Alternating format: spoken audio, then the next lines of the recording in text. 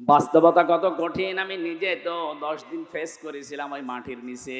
মানুষ এত ভয়ঙ্কর চরিত্রের হতে পারে, সে এত বড় বড় নখ হয়ে গেছে এক একজনের। তাও তো আমি গভীরে যেতে পারি না, আমাকে মুখের উপরে রেখেছিল। এত বড় বড় নখ এক একজনের। মুফতি ফখরুল ভাই আমার সাথে ছিল, হেফাজত ইসলামের যুগ্ম সম্পাদক উনি। আমারে নিয়ে এইভাবে পায়ের ভেতরে হাত দিয়ে সামনে যে লোহার ব্যারিকেড ছিল ওখানে হাত আটকিয়ে দিয়েছে। আরে ভাই 2 দিন 5 দিন 10 দিন না, বছরের পর বছর এভাবে আটক করে রেখেছিল। সকালবেলা কয়েকটা পচা ছোলা দিয়ে যেত, খেলে খান না পালে ফেলে দেন। দুপুর বেলা 1 মুঠ ভাত দিয়েছে, তাও মনে হচ্ছে মাখিয়ে দিয়েছে। একটা মানুষ এই যে এখন বের হচ্ছে সিরিয়া থেকে, কারাগার থেকে, একটা মানুষ জানে না যে তার নাম কি। বুঝতেছেন? একটা মানুষ জানে না যে তার নাম কি।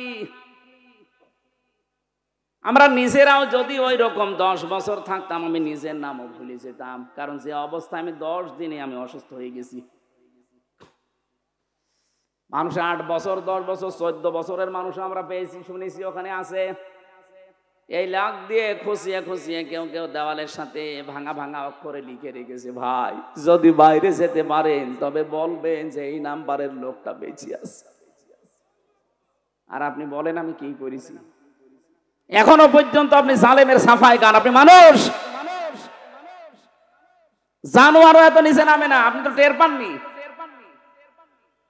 একটা মানুষ জানে না এটা কোন বছর, এটা কোন মাস, এটা কোন দিন, কয়টা বাজে, ও কিচ্ছু জানে না। 24টা ঘন্টা, এদিকে 1.5 হাত, এদিকে 2.5 হাত, এতটুকু জায়গায় পড়ে আছে। 1 দিন 2 দিন না, 14 বছর। আপনি কি ইয়ার কি মনে করে? যা করেছে যদি 1000 বার ফাঁসি দেওয়া হয়, তাও আরো 100 বার দেওয়া যাবে।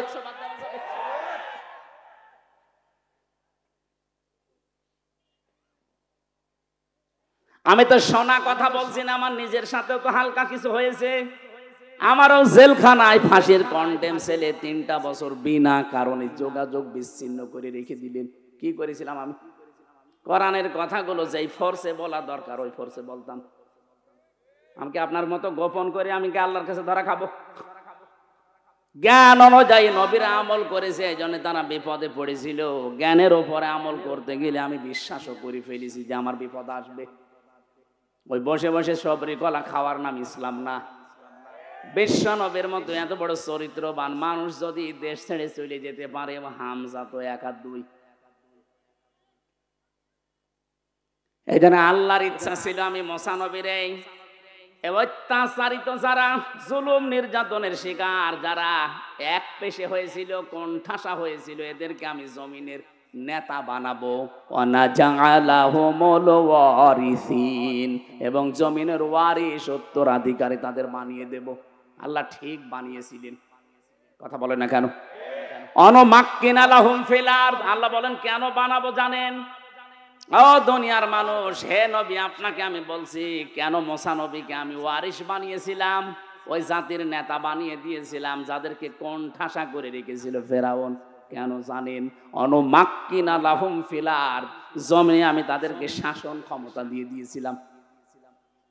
এবার কেন দিয়েছিলাম শোনেন, নুরিয়া ফিরআউনা ওয়া হামানা ওয়া জুনুদাহুমা মিনহুম মা কানু ইয়াহযারুন। আমি আল্লাহ দেখাতে চেয়েছি ফেরাউনকে, হামানকে আর ওর সৈন্যবাহিনীকে, ওরা সবচেয়ে বেশি যেই দলকে ভয় পেত ওই দলকে আমি ক্ষমতায় দিয়ে দেখিয়েছি যে দেখ কেমন লাগে। আমার তো মনে হচ্ছে এই 2টা আয়াত আমাদেরকে আল্লাহ সামনে দেখাবে। এই দেশে যারা সবচেয়ে বেশি জুলুম নির্যাতন অত্যাচার এই এক পেশে কোণঠাসা হয়েছিল, তাদেরকে আজ জমিনের নেতা বানিয়ে দিচ্ছে।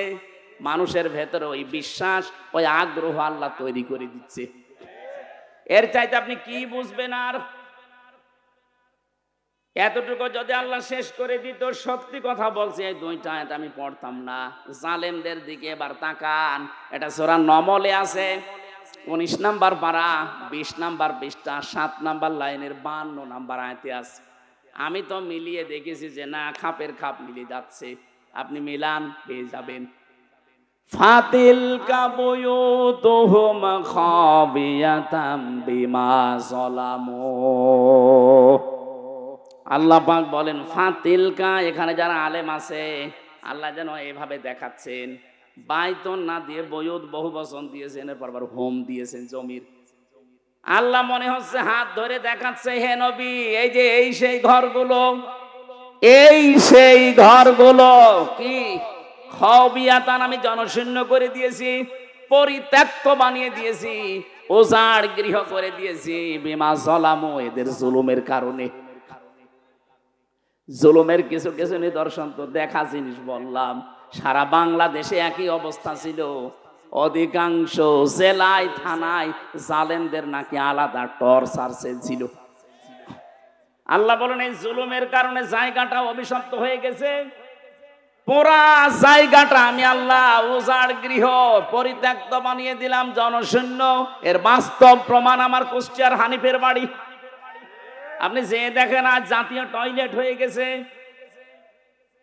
জালেমদের প্রতি মানুষের এত রাগ, ওর বাড়ির পায়খানার প্যান পর্যন্ত খুলিনি চলে গেছে। শুধু একটা না, সারা দেশের 630টা থানা কম বেশি আমি ঘুরছি, যেখানে জালেমদের বাড়ি ঘর একটাও মানুষ রাখে নাই। আল্লাহ মনে হচ্ছে নিজের হাতে সব জনশূন্য করে দিয়েছে। এতটুকু আল্লাহ শেষ করেননি, এবার পরের কথাটা আমাদের জন্য শুনতেছেন। ইন্না ফি যালিকা লাআয়াতাল লিকাউমিন ইয়ালামুন, এখানে লামে তাকিদ আছে। আল্লাহ বলেন অবশ্যই এর ভেতরে শিক্ষা আছে যারা জ্ঞানী মানুষ তাদের জন্য। এখন আমাদের শিক্ষা কি? এই জালেমদের এত বড় 15 বছরের শিকড়, কত নিচে ওদের শিকড় ছিল আপনি টের পেয়েছেন। দারোয়ান থেকে শুরু করে সংসদ পর্যন্ত প্রতিটি জায়গায় জালেমদের লোক সেট করা ছিল। আপনি টের পাচ্ছেন না, তাই যারা বাস্তবতার সম্মুখীন তাদের জিজ্ঞাসা করেন কি শিকড় তারা গেড়েছিল। আল্লাহ বলেন ফাকতিয়া দাবিরুল কওমিল্লাযিনা যালামু, জালেমদের শিকড় কেটে দেওয়া হয়ে গেছে। এদের এত বড় শিকড় কেটে যদি এদের বাড়ি ঘরগুলো আজ টয়লেট বানিয়ে দিতে পারে, আল্লাহ আমাদের জন্য লাম দিয়ে শিক্ষা দিয়েছেন, লামে তাকিদ, সাবধান। আগামীতে যদি কেউ ক্ষমতার চেয়ারে বসে, তারাও যদি জনগণের উপরে জুলুম করে, তাদের বাড়ি ঘর আমি পরিত্যক্ত করে দেব। আল্লাহ এটা পারবে না? এই কথা বলেন না কেন? এই জন্য যারা একেবারে আন্টি শান্টি নিয়ে আসেন, দাঁড়াও চেয়ারে বসে কি করি দেখো, কি করবা 5 বছর নাই করবা, তোমার বাড়ি ওরকম জনশূন্য হয়ে যাবে, জাতীয় টয়লেট হবে। কেন হবে না? এবার আসেন বাস্তবতায়, আমি নিজের জীবন থেকে বলছি। কাবা শরীফ তাওয়াফ করছিলাম, 6ষ্ঠ চক্কর শেষ করে 7 চক্করের পরে আমার পাপে পানি পিপাসা। ওপরে যে জমজমের পানি খাওয়ার পরে একটু উপরে গিয়েছি, দেখি আমার পেটে যন্ত্রণা। কি গো, ভালোই তো লাগছিল। এক পুলিশকে ডাক দিয়ে বললাম ইয়া সাদেক থাল, এদিকে আসেন। ও আমার বলছে কি? আমি বললাম এখানে ফার্মেসি কোথায়, আমার ঔষধ লাগবে, আমার পেটে মারাত্মক ব্যথা, এতক্ষণ তো আমার কিছুই হয়নি, ভালোই লাগছিল। পুলিশ আমারে বলে ইয়া হাজি ওল হজ্জা, তাই না বিলাদুকা? ও হাজি, দেশ কোথায়? জি তুমি বাংলাদেশ। বাংলাদেশ থেকে এসেছি। ওর ভাষা দিয়ে আমারে বলছে হাজি আপনি জানেন না এটা কোন জায়গা? না তো। আবু জাহেলের বাড়ি, আপনি এখনো পায়খানা না করে দাঁড়িয়ে আছেন, তাড়াতাড়ি করেন। পায়খানা করিয়ে দেখে আমার পেটের ব্যথা ভালো হয়ে গেছে। আল্লাহ যেন আমার হাত ধরে দেখাতে চায়, হামজা এত টাকা খরচ করে 6,500 কিলোমিটার দূর থেকে আসলে আরো শয়তানের বাড়ি পায়খানা না করে চলে যাবা, তাড়াতাড়ি করো। আমার ওই ঘটনা 16 সালের হজের ঘটনা আমার মনে পড়ছে, ঠিক এখন যেন বাংলাদেশে এইটাই করে দিয়েছে আল্লাহ।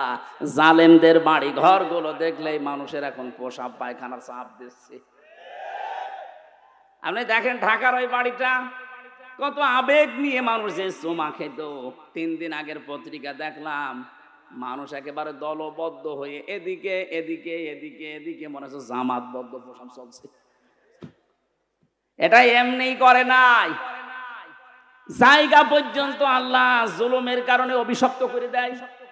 এই জন্য যারা হজ করতে যায় একটা জায়গা আছে দেখবেন একটু জোরে যাওয়া লাগে, কারণ ওই জায়গাটা অভিশপ্ত জায়গা।